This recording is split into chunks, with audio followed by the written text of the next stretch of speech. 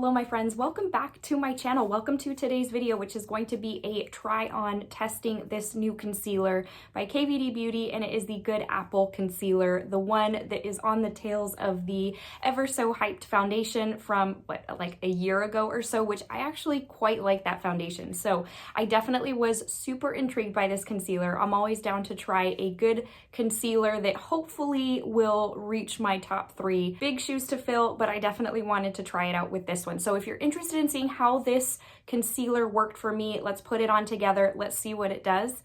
Then just keep on watching.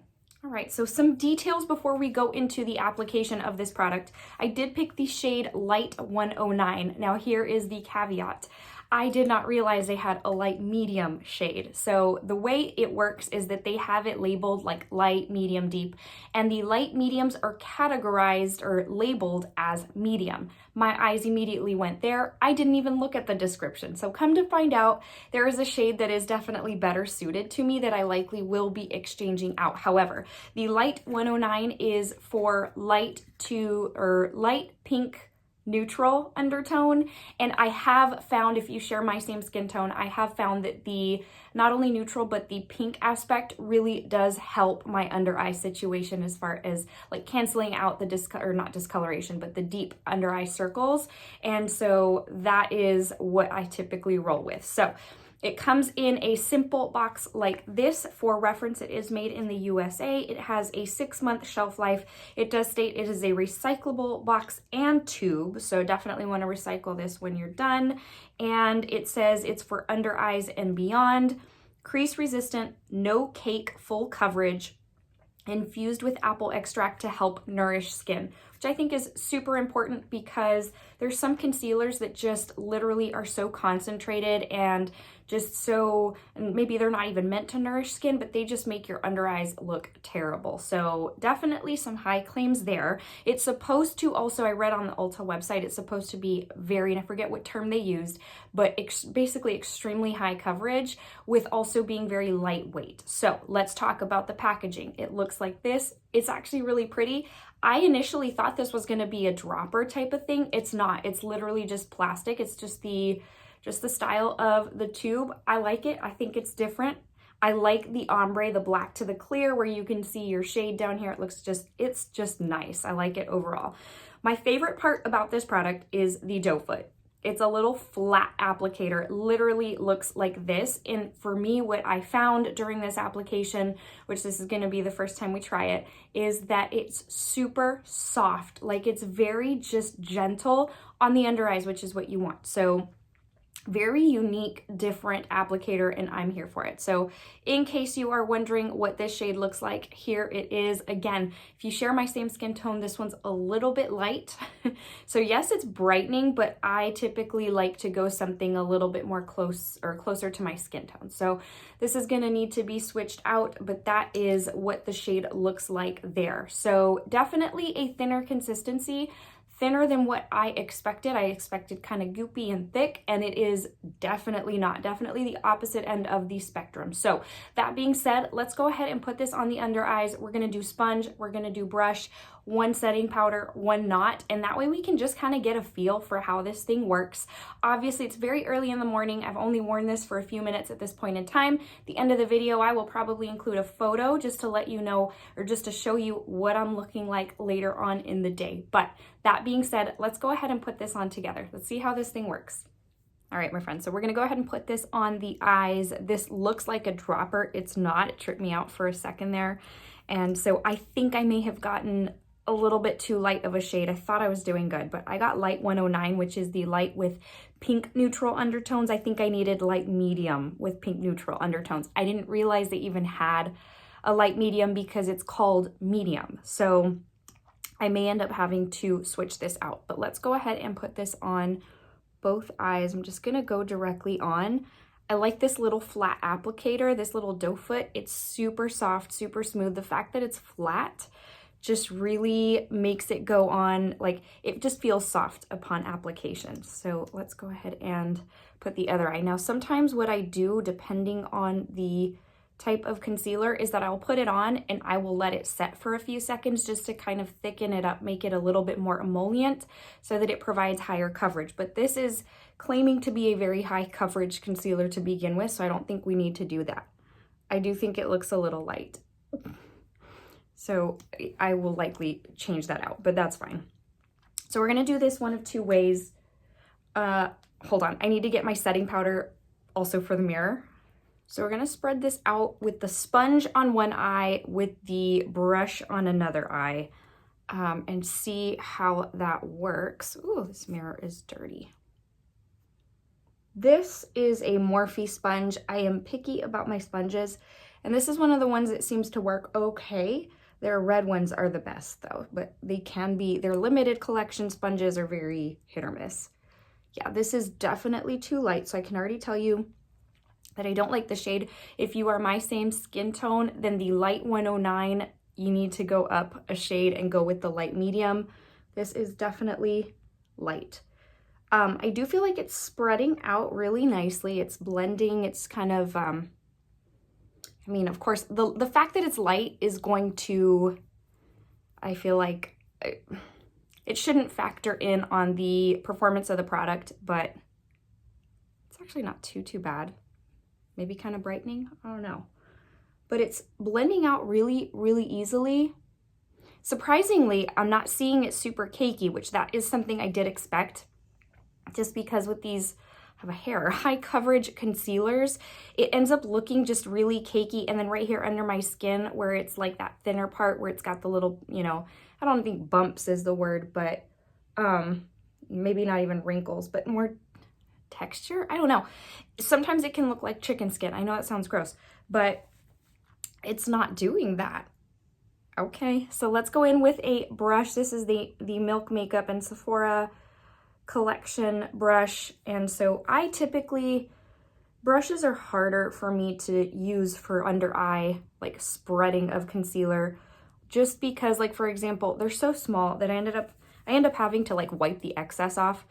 A lot of times I'll just use a foundation brush to sweep it under, or a sponge is definitely better for these more high coverage concealers because it kind of helps just distribute the product a little bit better. And in this case, I can already tell you, I think I am liking the look of the sponge better because it looks more just evened out. Even the fact that it's a little too light, it doesn't, you know, it looks okay. It looks like it just brightened on that eye. On this eye, it is looking a little too light. So let's just, I may have to use the sponge just to kind of blend this in here.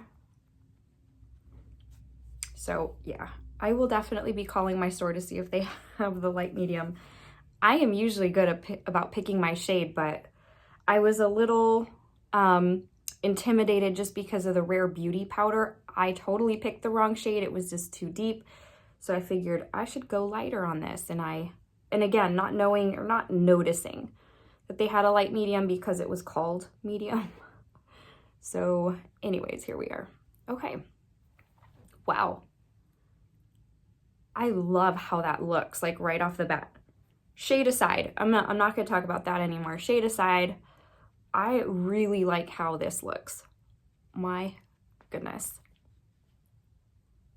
Can you see that? Like, these little lines I mean, those are obviously there all the time, no matter what concealer I use, but like, my goodness, it does not look any kind of cakey. And then right here where I am the most, like where I've got the most dark pigmentation,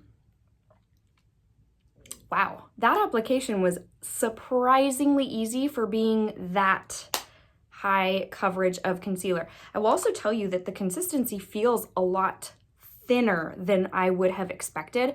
Really expected it to be thick, almost, maybe not matte, but almost kind of like that Makeup Forever concealer. I even forget what it's called, but the one that everyone was going crazy over a couple years ago, the super high coverage. I expected it to be thick and almost kind of gunky like that, and this is not. It's very, very thin.